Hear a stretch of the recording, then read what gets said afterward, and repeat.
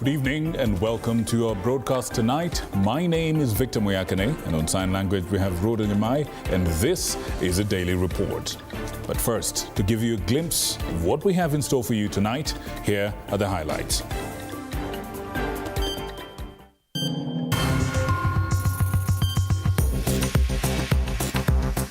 Tonight, a legal battle continues as impeached Deputy President Rigathi Gachagua fights for survival. Also tonight, a heavy police presence at the DCI headquarters as impeached Deputy President Rigathi Gachagua was anticipated but did not appear, as his staff were locked out of the office. And the court rules that the housing levy is constitutional. The three-judge bench rules that the law on the levy was properly enacted. And the Kenya Certificate of Secondary Education candidates begin their practical examinations. Right, our coverage for tonight begins now. The court will tomorrow rule on whether the impanelment of a three-judge bench to hear the petition by impeached Deputy President Rigathi Gachagua was constitutionally formed or not. Gachagua, through his lawyers, is questioning the legality of the three-judge bench that was tasked to determine whether the Deputy President-designate, Professor Kithure Kindiki, will be sworn in as DP or not. That's a story we're working on, and we shall be able to bring it to you in no time. But in the meantime, the impeached Deputy President Rigathi Gachagua gave a wide berth to an invite by the DCI to record a statement into his allegations of surviving 2 assassination attempts.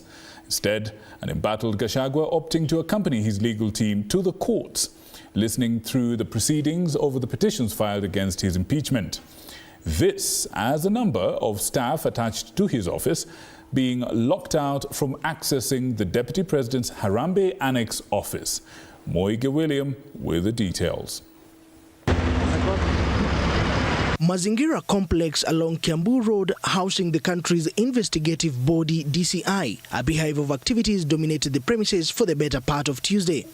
Every hand and boots available put to work to ensure smooth flow of activities in anticipation of the arrival of impeached Deputy President Rigathi Gachagua. By Tuesday evening, Gachagua was yet to set his foot at the DCI headquarters. Contrary to the usual scenes at the Sleuth's headquarters, Tuesday, a contingent of General Service Unit, the anti-riot, was also present to give company to the detectives. Together with them, a number of water cannons seemingly strategically stationed for any unprecedented eventuality. Anti-riot General Service Unit officers remained hawk-eyed, awaiting Gachagua's arrival. The impeached Gachagua opted to accompany his battery of lawyers to Milimani Law Courts, listening through court proceedings, these during the mention of petitions filed over his impeachment at the Senate and the National Assembly.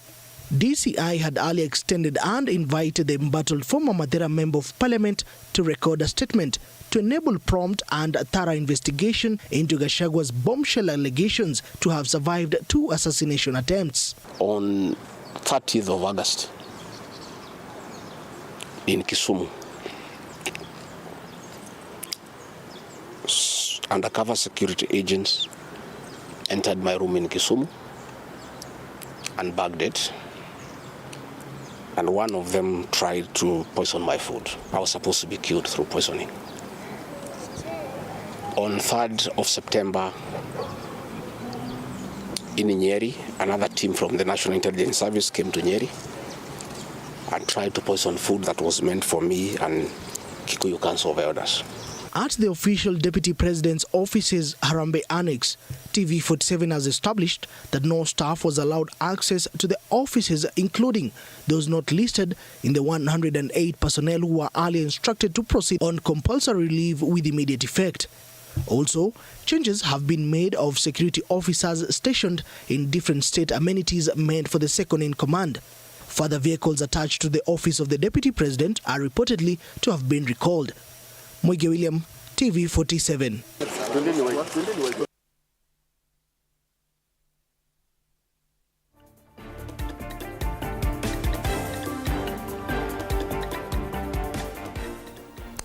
In other news, over to some tragedy now. A 2-year-old child has died after a fire torched several houses in Nairobi's Mukuru Kwa Ruben slums. Residents claim that the fire from a gas explosion spread from a house to nearby structures. Investigations into the matter are ongoing to ascertain the cause of this fire. In the meantime, the residents have lost properties of unknown value. 1, 2. Mabati mbili ndio venye sasa tutoa hiyo mabati mbili. Mwenye nyumba ndio alikaribia sasa, mwenye mtoto akatwambia naona venye nilifunja hiyo mabati mbili tukagonga na mawe, tukaona hiyo mawe atoshi. Ndio mwenye nyumba mwenye sasa mtoto akaja akatwambia mimi ni mwenye mtoto, acha nifungue.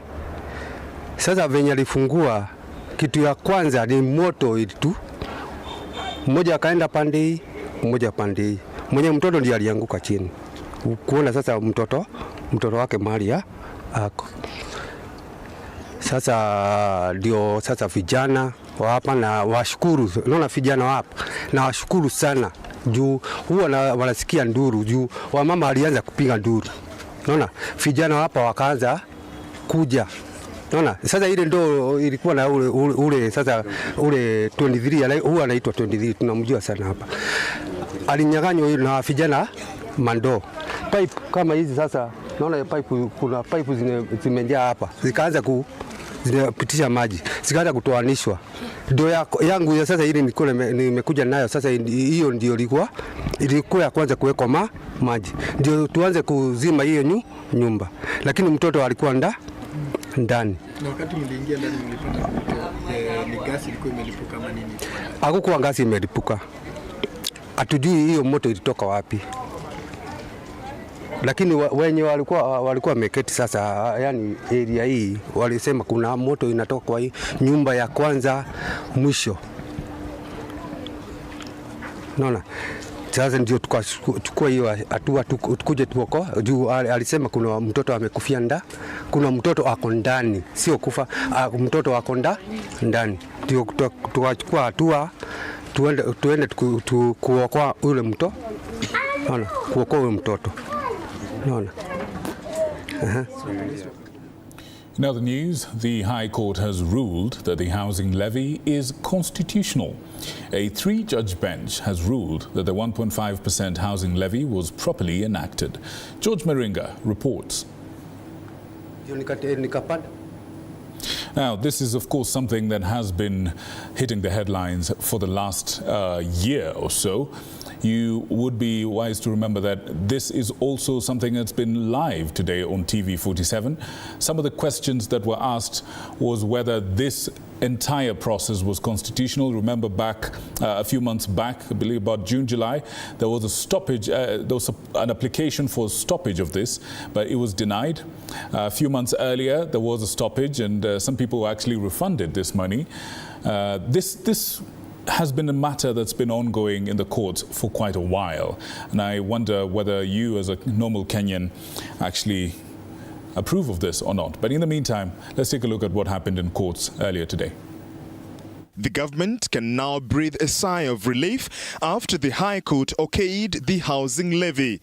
Justices Olga Sewe, John Chigiti and Josephine Mongare, who constituted the 3-judge bench, have unanimously agreed that the housing levy was enacted in accordance with the Constitution. Justice Josephine Mongare saying, and I quote, "It is our finding that the levy is properly in place and in accordance with the Constitution." The court, while upholding the constitutionality of the 1.5% affordable housing levy imposed on workers, dismissed claims of double taxation and discrimination. Section 4 of the Housing Levy Act is not unconstitutional, said High Court Judge Josephine Mongare. Further, the court opined that the National Assembly holds the authority to determine how taxes are calculated, imposed and collected under Article 95 of the Constitution. The Act aims to promote and uphold the constitutional duty of the state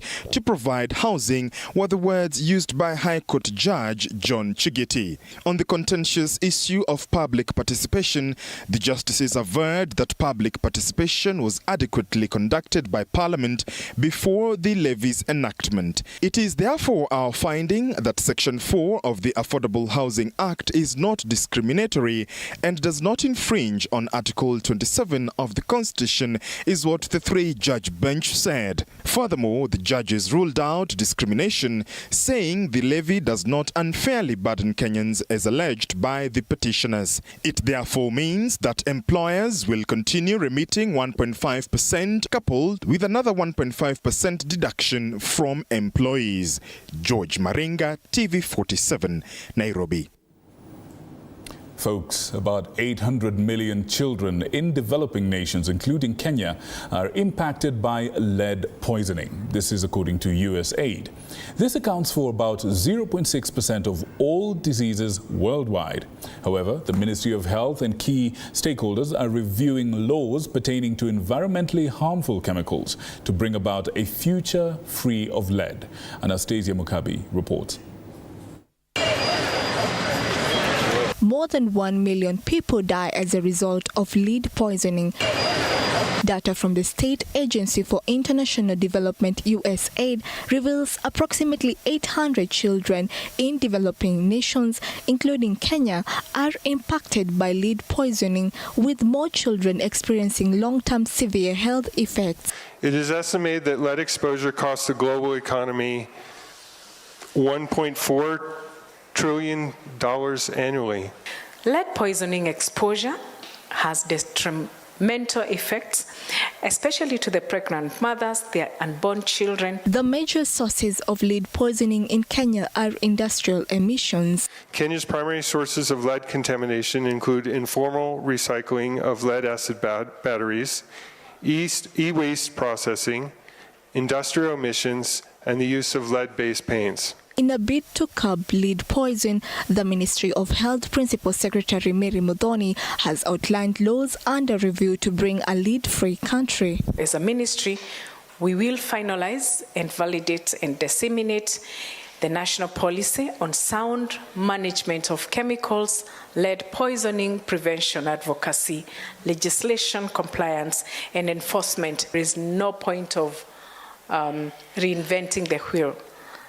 We must review laws, regulations, guidelines, and strategies to tackle the emerging chemical of environmental and health concerns. However, following the directive to replace the asbestos roof across the country, citizens are calling on for a better removal and disposal of the sheets. Anastasia Mukabi, TV47, Nairobi. The Cabinet Secretary for Public Service, Justin Muturi, that is the former AG, has presided over the first Africa Schools of Government conference held at the Kenya School of Government in Mombasa County. Speaking at the conference, Muturi noted that the 2063 envisioned advancing public sector excellence through capable institutions and transformation leadership in the continent is critical. He further highlighted on the need to change Africa for the better in pursuit of realizing capable institutions and transformative leadership by changing the Africa Schools of Government to build and develop cutting-edge programs that can tackle, unlock and develop transformative solutions to public challenges. Use your talents and the energy to advance the common good, which is to foster a more diverse and inclusive African community everywhere you are called upon to serve. Change Africa's public service, change it for the better, make it more humane, and make it more just, make it more prosperous, and make it more peaceful. The Schools of Government Conference has brought the need for a regional model for schools of government with a holistic approach to building capacity and seek to realize the vision of the African Union. In other news, as technology evolves at breakneck speed, it's transforming industries across the board, and healthcare is no exception. In fact, here in Kenya, we're seeing a digital revolution that's reshaping the way we access medical services. Valerie Moses tells us more.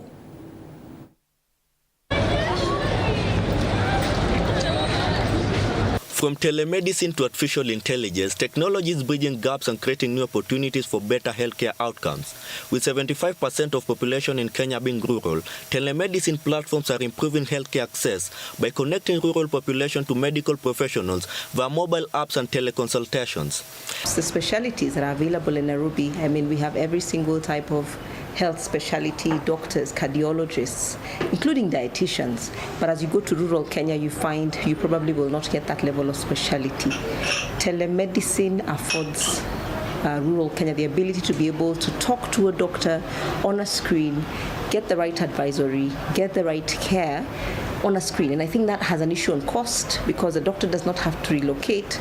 It means that it can be accessed conveniently. And I think the opportunities are immense. And this continues to be an area that is growing.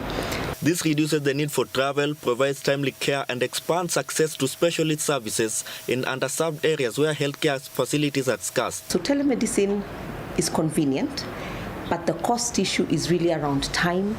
It's really about how you consume it because you do it from wherever you are. It's really also about the fact that you can talk to a doctor regardless of the specialty, almost no waiting time, get diagnosed, get diagnostics where you are, get drugs delivered, at a much cheaper cost. Data analytics and AI has transformed personalized healthcare in Kenya by enabling more accurate diagnosis, predictive care, and tailored treatments based on individual health data. This has improved patients' outcomes by enhancing early disease detection, optimizing treatments, and reducing errors, particularly in managing chronic conditions like diabetes and hypertension. So data and AI are big conversations for health insurance, and there are quite a number of use cases. So for one, we are collecting data in many forms, through the forms that you fill, and there are many initiatives that we run, for example, telematics, where we're picking data on how many steps you walk or how active you are, and we look at those in relation to how healthy you are and how much then it helps you stay well. So data and AI have quite some strong use cases in recent times in our market. In Kenya, with 20% of the population using wearable technology, the industry is leveraging these devices to promote wellness and preventive care by tracking health metrics like heart rate, activity levels, and sleep patterns. Insurers and healthcare providers are incentivizing active lifestyle through rewards for meeting fitness goals and encouraging healthier behaviors. One of the biggest trends today is smartwatches and smart devices to be able to track how fit we are or how many steps we are putting in. And it's typically a trend we expect to see as people become a lot more health conscious. One of the great initiatives we have here at Jubilee under telematics is we have an application called Maisha Fiti, where you're able to track your steps, whether you just have a smartphone or you have your smartwatch and you have whatever device you have, you're able to track those steps. And we say it's a do anything for the steps. Valerie Moses, TV47, Nairobi.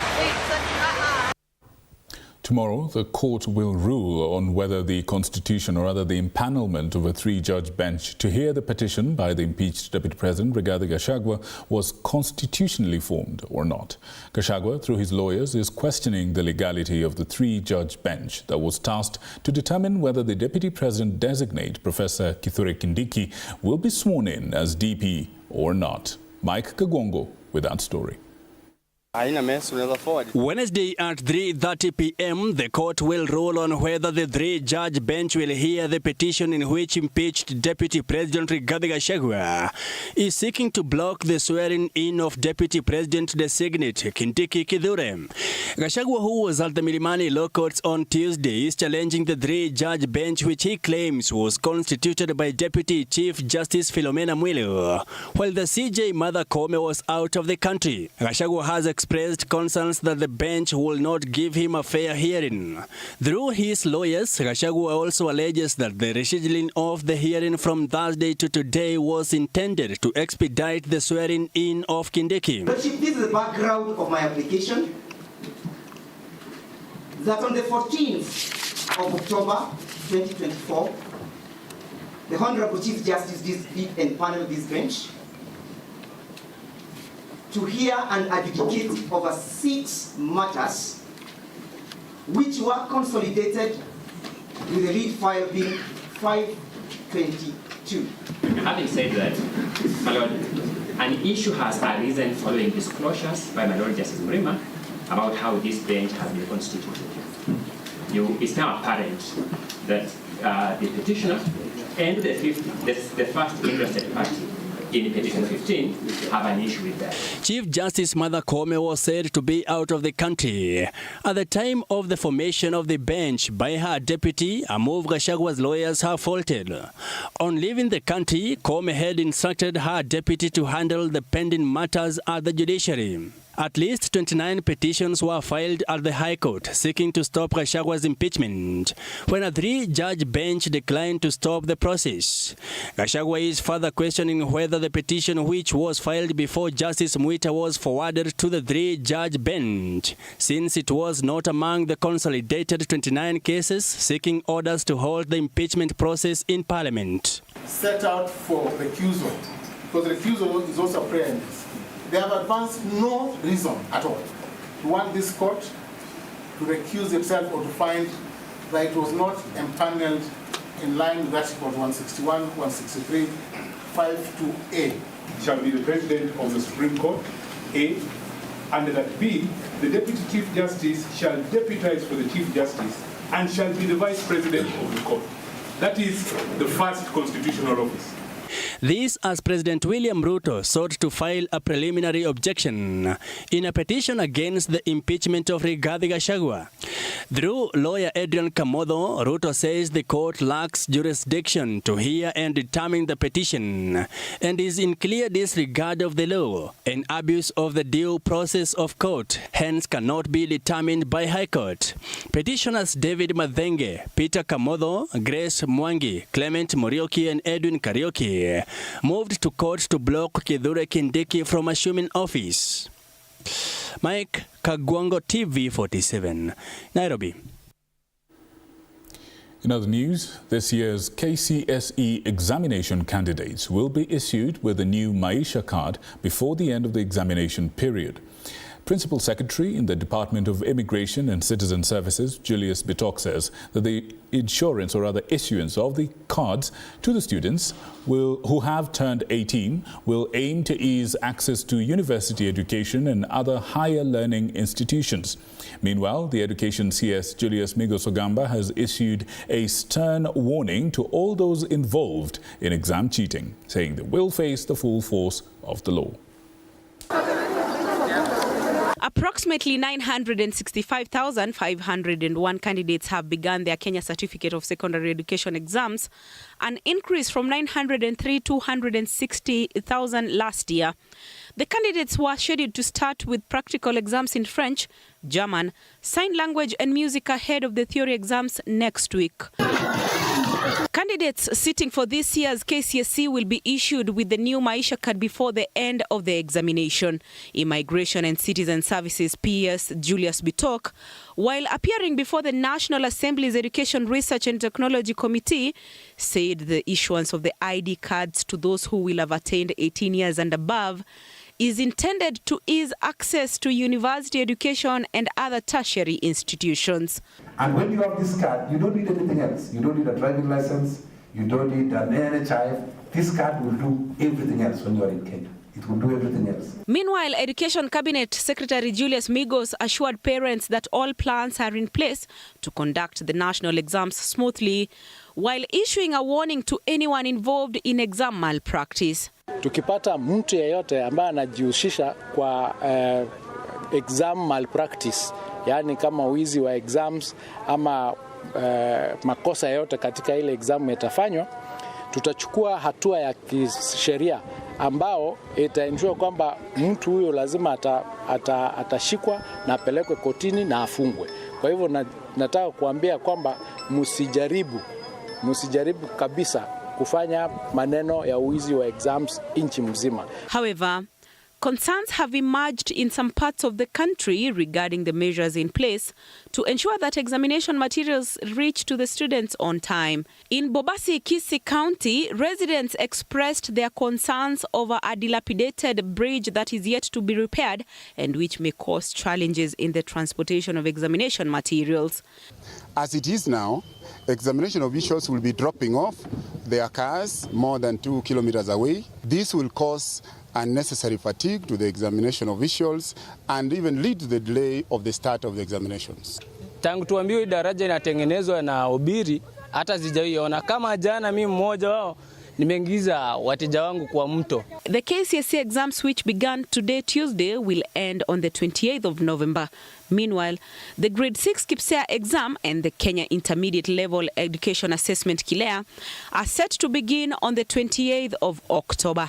Andrin Kilemi, TV 47. Still on matters education, a section of students from Mount Kenya University and Equip Africa Kisii branch, in collaboration with a social organization dubbed Periods with No Worries, have made efforts to visit the Got Kumbuto Primary School in Homa Bay County to equip the girl students with sanitary pads. Girls who have since dropped out due to early pregnancies. The government of Kenya, especially women representatives, have been called upon to allocate funds for purchasing of sanitary pads. This aid comes during the school holiday as a way of combating triple threats, such as early pregnancy, the spread of HIV and drug abuse. In addition, parents have also been urged to watch over their children during this holiday.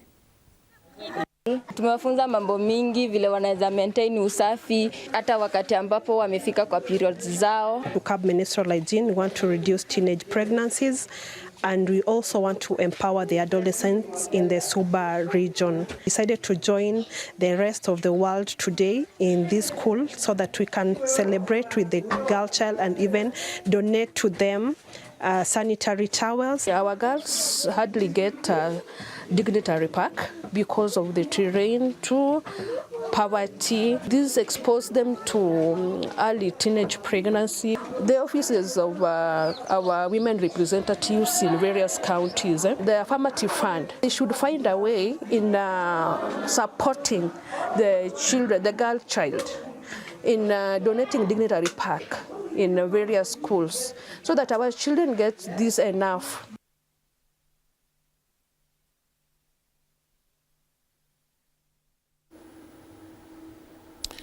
Time now for business news, and Safaricom has announced a strategic partnership with Cloudflare, a global web infrastructure and cybersecurity provider, and of course Copycat. This collaboration will significantly reduce the costs of integrated cybersecurity services for micro, small and medium enterprises.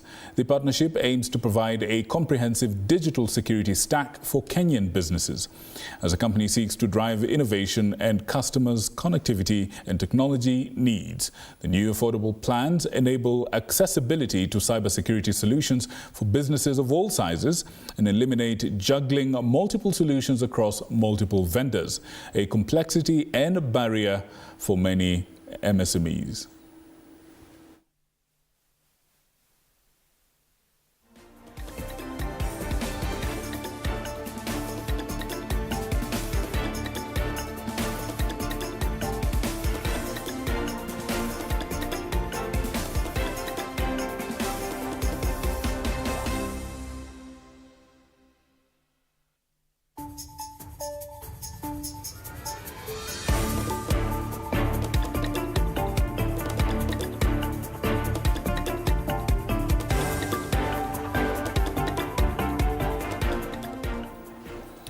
In other news, the meetings, incentives, conferences and exhibitions sector in the country has seen a significant rise post-COVID.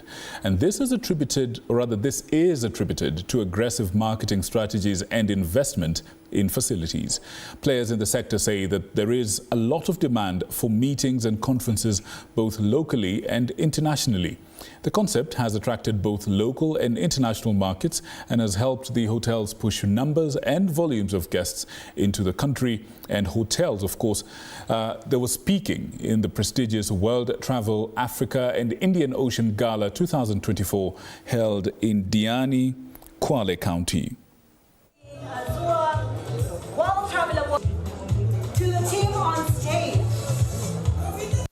The MICE sector in the country has actually seen a rise post the pandemic. We were worried a bit during the pandemic, but post-pandemic, there's a lot of demand for meetings, and therefore this has been able to help us, push the numbers and volumes into our country and also into our hotels. You can't swim to Kenya, basically. You need the airlift. I think you need more airlift to the country as the hotels grow. What probably makes Kenya such an amazing country within Africa